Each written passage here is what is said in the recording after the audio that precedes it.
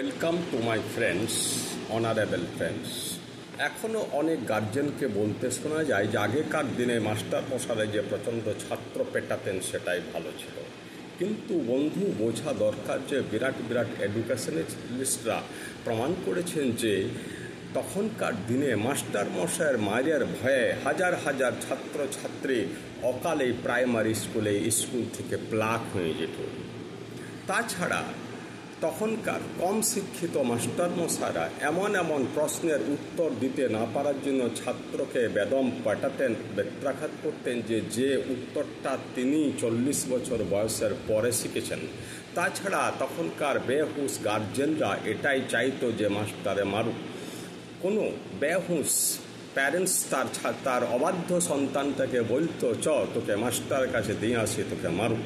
অর্থাৎ মাস্টারের কাজ যেন পড়ানো নয়, মাস্টারের কাজ যেন পেটানো। নমস্কার।